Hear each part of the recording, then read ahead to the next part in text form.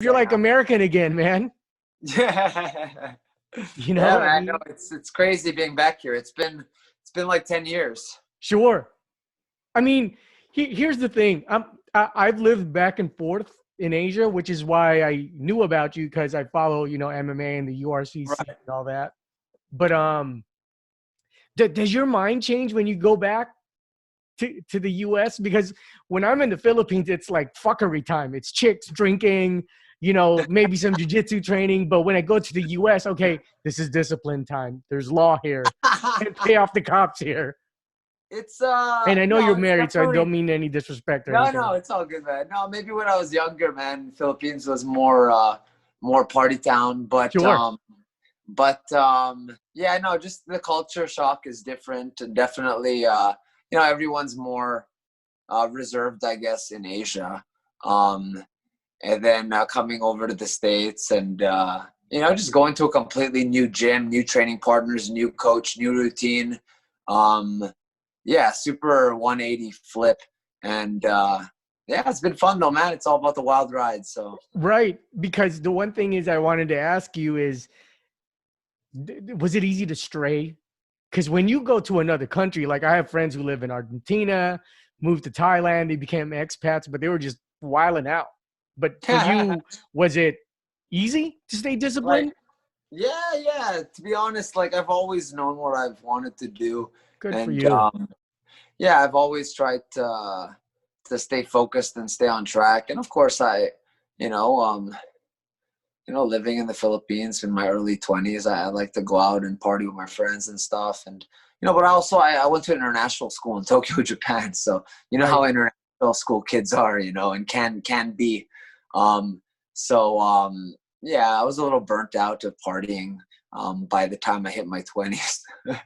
Right. Well, I mean, honestly, like between living in the US, living in Japan, going to school in San Diego, do you feel that was good prep for you to stay on track? Because Yeah, you've lived a very international, diverse life. yeah, no, definitely. Like, I don't know if it was good prep, maybe, but just to get a little taste of everything. And I mean, I love traveling. I mean, that's one of the things that I love about MMA. I've been able to travel and train at so many different places and meet new people and fight for, cool promotions in new countries that I've never been to. And to be able to eat cool food and stay after the fight and just explore the city, do the whole tourist thing. And yeah, I love traveling, man. So definitely been fortunate that I've been able to go to so many different places over the years, for sure. Cool. And since this is a new audience, I'm gonna go a little bit typical first. I'll go biographical. Okay, So we have to introduce you to a different audience, right?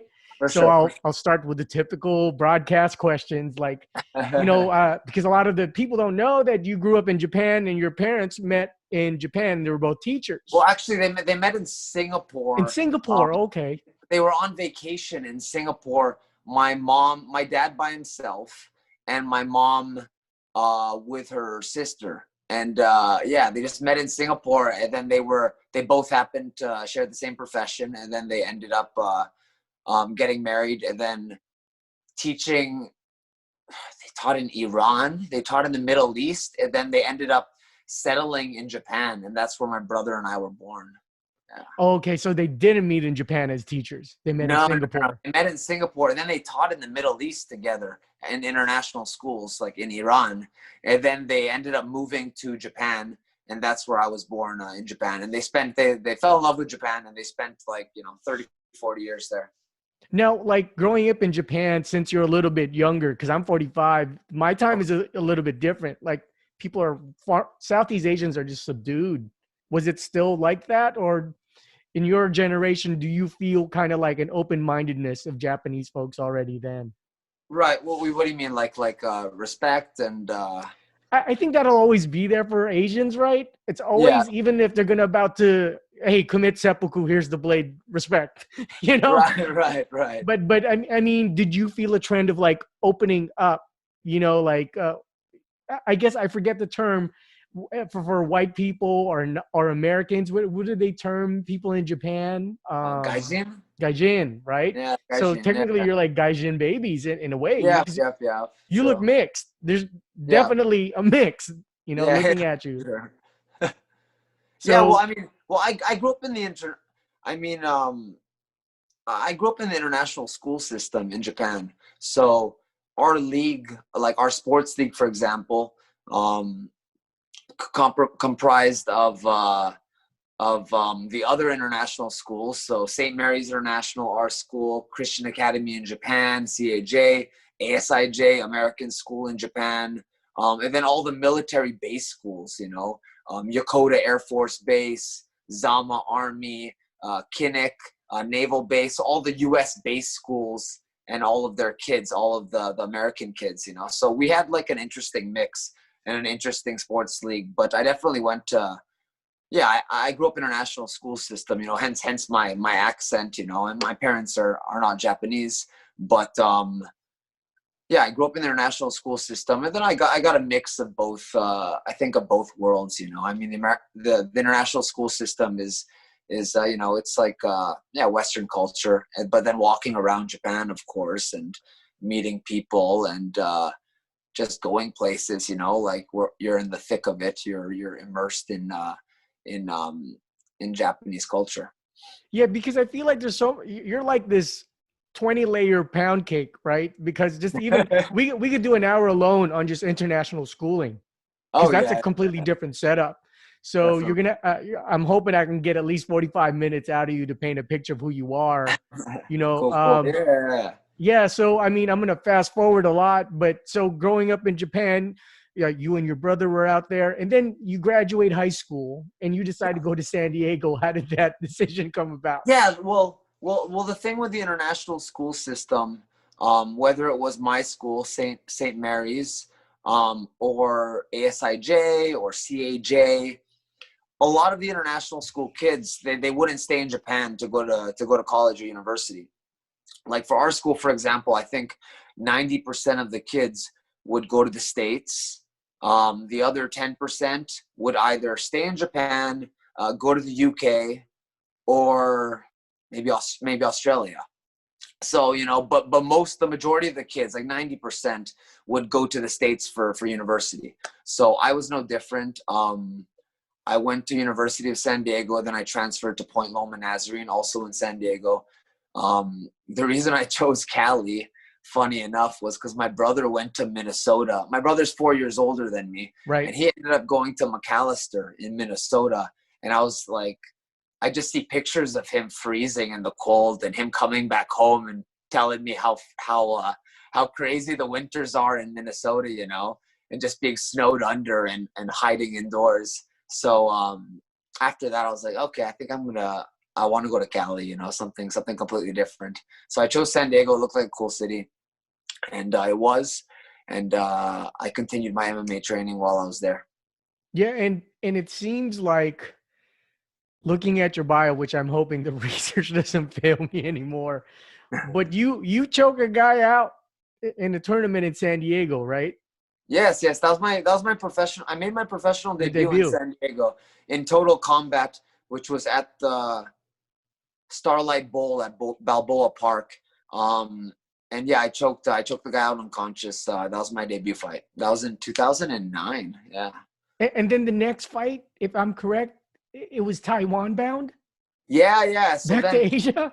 yeah, yeah. So I mean, like I spent time in the States, but I'm I guess I'm very Asian in the sense that I mean, well, no, everyone is, family's super important, but Filipinos especially, they a lot of big Filipino families, they live in the same house and they all stay together. So I wanted to move back to Asia, and be close to my family right after university. So after San Diego, I moved back to Japan to be with my family, and that was when I got the fight in Taipei in Taiwan, in a nightclub there, and I fought a Korean fighter, and it was it was a tough fight. It was a war, and got the win.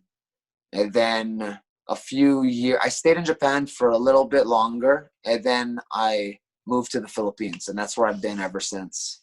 So while you were going to school in San Diego, going through the beach city life, was it MMA already at the back of your mind?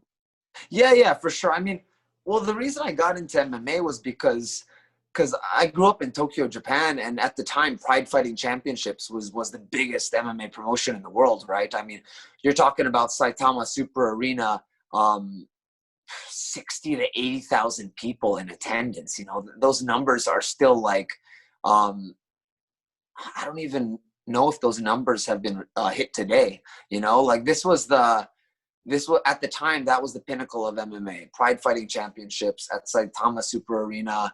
And they just did these crazy grandiose shows, you know, fireworks, everything, like superhuman fighters and these superheroes. And I grew up watching these guys on TV.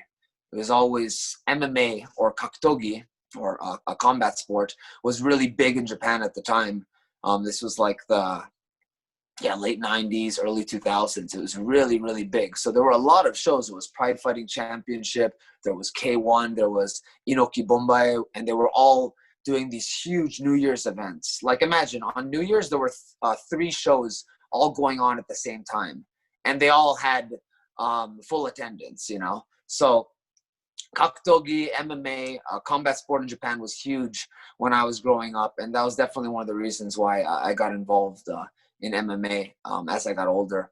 And funny enough, you know, sometimes when I'd go out to clubs or partying, I'd bump into some of the fighters after I'd bump into them in Roppongi. I'd bump into some of the Pride Fighting Championship fighters, and I'd pick their brains and just joke with them and stuff. And they were all super nice guys. So, I guess there was this allure of MMA, and I just got curious. And my senior year of high school, my friend and I, we walked into an MMA gym that was kind of near our house, and from there, I just got hooked.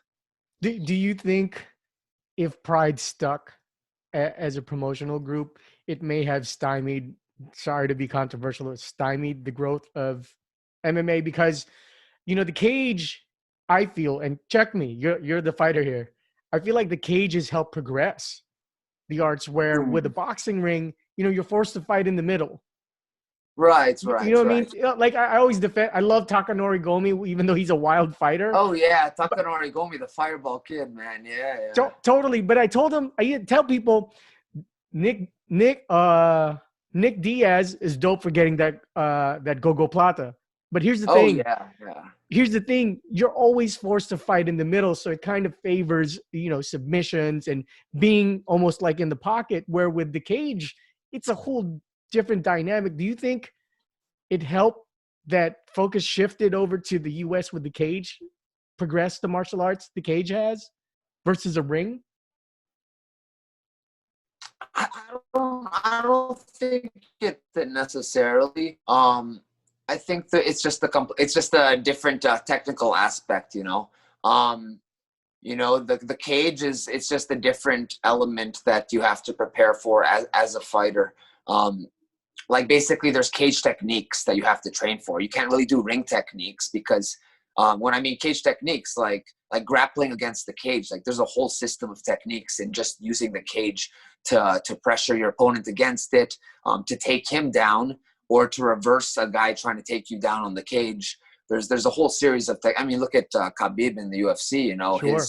So much of his game is based along the cage. You know, so that's a huge part of his game, and he knows how to use the cage to his advantage. So, I think it's just something technically that the fighters have to prepare for in both elements. But Pride was a crazy time, and Pride was definitely.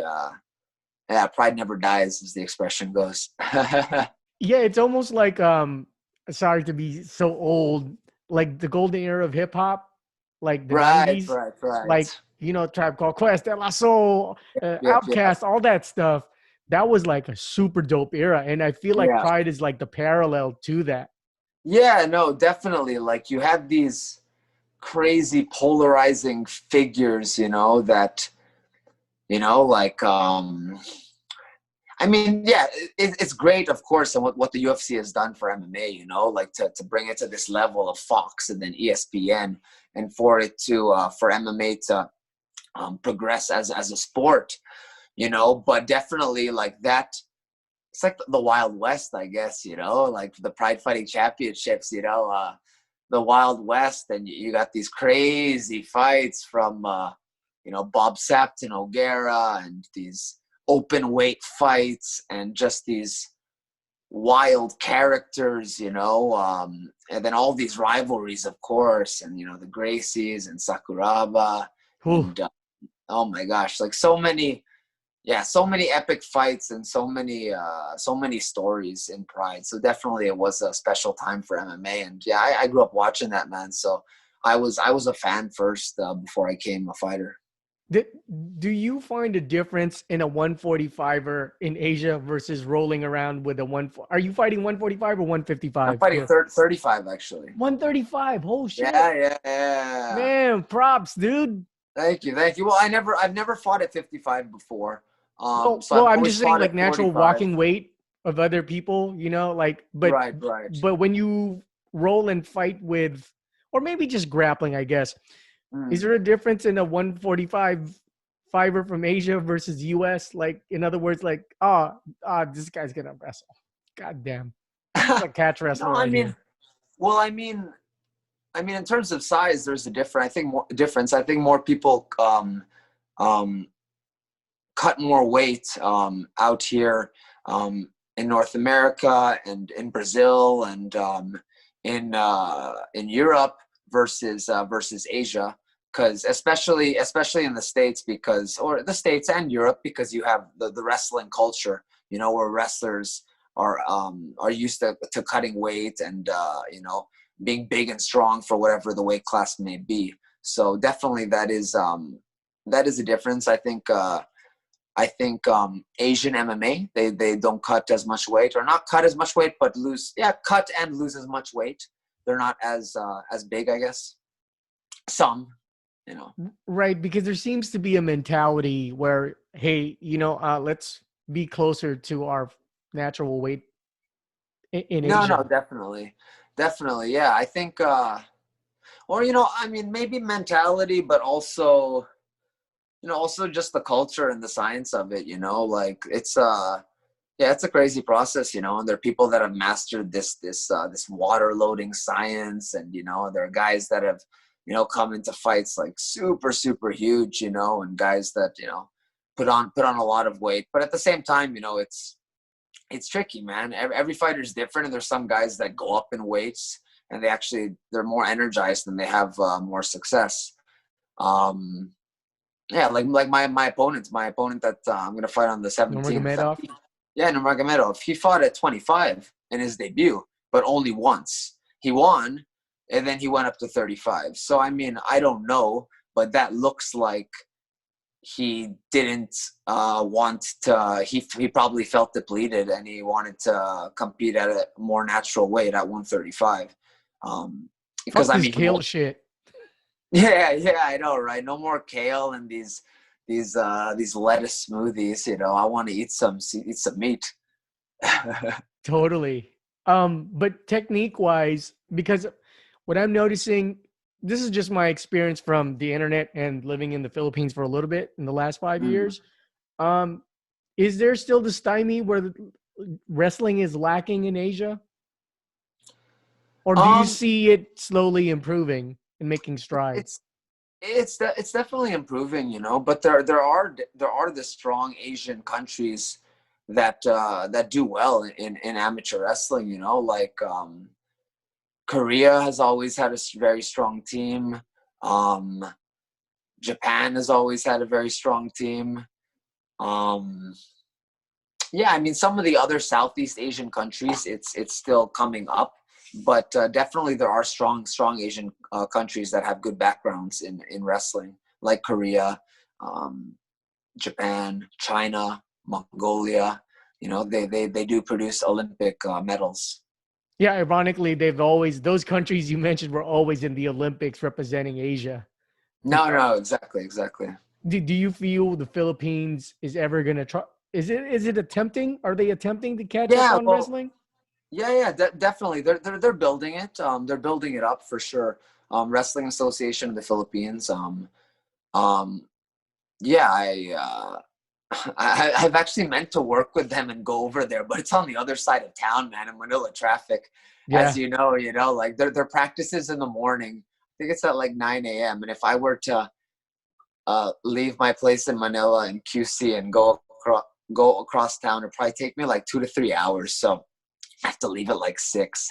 So yeah, but maybe I'll try to make the trip when I get back. But no, anyway, no, Philippine wrestling is definitely on the rise, and they've been working with a lot of good coaches and people that are coming in. So they've yeah, at the SEA Games, the wrestling team, I think Greco-Roman and freestyle, they had a few golds. The Philippine team. Right. And for the listening and viewing audience, Mark also won gold in 2019, right? But it's Sambo based.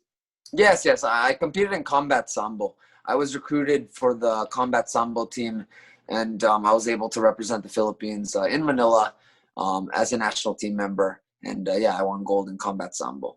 How did that come about? With a bunch of, God, I'm so inappropriate with my words. A bunch of Ruskies that live expats in Manila own bars and go, I used to be a combat fighter. You, Mark, No, you're no, good. no, not Fight. at all, not at all. No, it was, yeah, I was recruited. I was recruited, and the sambo program in the Philippines, and for the SEA Games, it was budding and building for many years, and I was recruited along with a few other MMA fighters in the Philippines, and yeah, we had a good showing, man. It's a completely different sport from MMA, because you have the gi, but there are many similarities, of course. You are punching, you are kicking, but some of the differences, like in combat sambo, you can headbutt, which is pretty crazy, right? Obviously, you can't do that in MMA. So I remember I went to my first tournament in Korea before the SEA Games, the Southeast Asian Games, and I saw like 2 headbutt knockouts, and I was like, "Whoa, this is crazy, man!" Like, guy just grabbing the guy by the gi, the collar, and just boom, boom, like using the guy's uniform to get a grip and just ram him with his head. So it's yeah, it's a different sport, man, but it is very technical. And man, I'm just talking about headbutts that I'm saying it's technical, but no, it is a very technical sport, and it's there is a point system involved. So it's a great sport, man. I was fortunate and happy to be involved in it. Do you think sports like that in Lethway, if I'm pronouncing that correctly, Yeah, left way. it's like Muay Thai with headbutts? Yeah, Do you think that's yeah. ever going to blow up, bro? Or is it too niche? Is it too much wasabi? Too much wasabi. I think yeah, I think it could blow up, but I think a lot of these things, they just the right spark. You need the right spark or the right super fight. Like why did Pride blow up in Japan?